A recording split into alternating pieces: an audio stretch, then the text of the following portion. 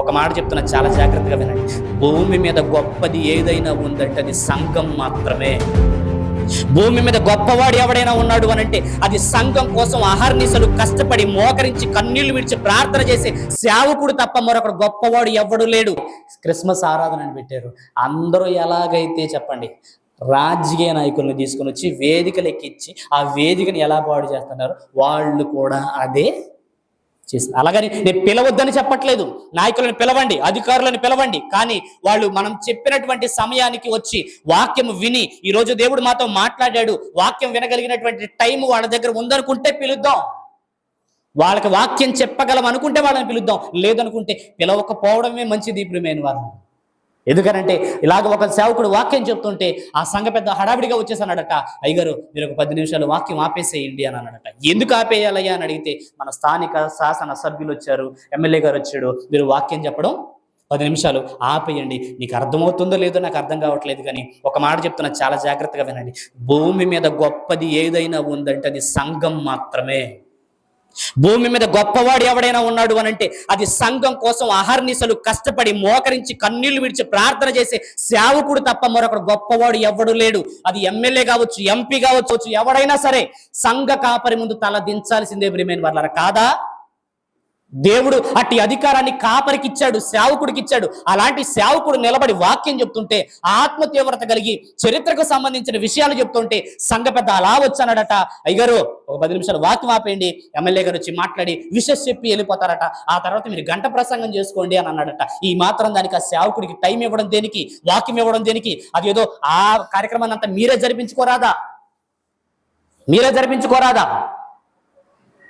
చాలా చాలా సిగ్గుకరం ప్రియమైన వారు. ఎవరయ్యా అంటే ముఖ్య అతిథులు. అసలు ఆ ముఖ్య అతిథులు క్రీస్తున్నాడా మనం చేసే దానిలో? క్రీస్తు కంటే అతిథి ఎవరున్నారు చెప్పండి? అలాగని నేను పిలవద్దనట్లేదు, వాళ్ళని పిలుద్దాం. వాళ్ళకి వాక్యం కూర్చోబెట్టి వినిపించగలిగితేనే పిలుద్దాం. వాళ్ళని కూర్చోబెట్టి ఇదిగో క్రీస్తు మా కోసం, మనందరి కోసం పుట్టాడండి అని మనం చెప్పగలిగితేనే వాళ్ళని పిలుద్దాం. క్రిస్టియానిటీలో మార్పు రావాలి ప్రియమైన వారు, మార్పు రావాలి. ఎప్పుడో ఎవడో ఏదో మొదలెట్టాడు, ఆ మొదలెట్టిన దానినే ఇదిగో ఒక్కొక్కరు ఒకడు ఎమ్మెల్యేని పిలిస్తే మరొకడు మినిస్టర్లు పిలిస్తే మరొకడు పెద్దగా ఇదిగో ముఖ్యమంత్రిని. ఏంటిది?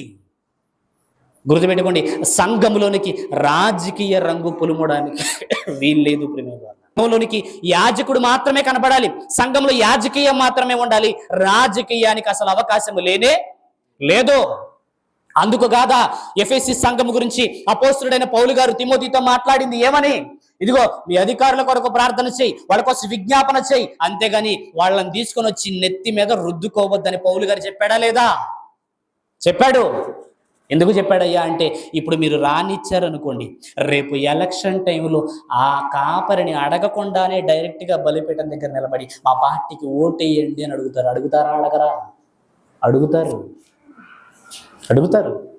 నీ ఓట్ల గురించి అని అడుక్కోవాలంటే బయట అడుక్కో. సంఘంలోకి వచ్చి మా పార్టీకి ఓటేయండి అంటే, సంఘంలో ఒక పార్టీ వాళ్ళే ఉంటారా? సంఘంలో ఒకే పార్టీకి సంబంధించిన నాయకులు ఉంటారా? ఉండరు కదా. అన్ని పార్టీల వాళ్ళు ఉంటారు. రాజకీయం వల్లనే. ఎందుకని?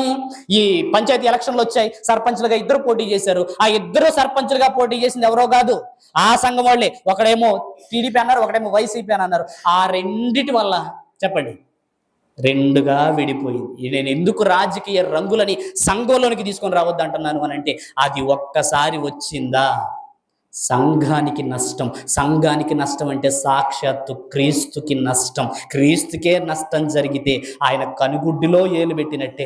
ఆయన కనుగుడ్డులో వేలు పెడితే దేవుడు ఊరుకుంటాడా? లోక ఆచారాలను మనం తీసుకొచ్చాం, మనుషుల పారంపర్యాచారాలను తీసుకొచ్చాం. ఇదే భక్తి అనుకుంటున్నాం, ఇదే పండగ అనుకుంటున్నాం. కాదు, పండగలో ప్రభు మహిమ పరచబడాలి, కానీ ప్రభు డిమోట్ అయిపోయి మనము ప్రమోట్ అవుతున్నాము అని అంటే అసలు మనం చేసేది భక్తి జీవితం కాదు. అలాగని నేను ఎవరికి వ్యతిరేకం కాదు, కానీ క్రైస్తవ్యంలో మార్పులు రావాలి. అది మన ద్వారానే జరగాలి ప్రియమైన వారు. క్రైస్తవ్యంలో మార్పులు రావాలి.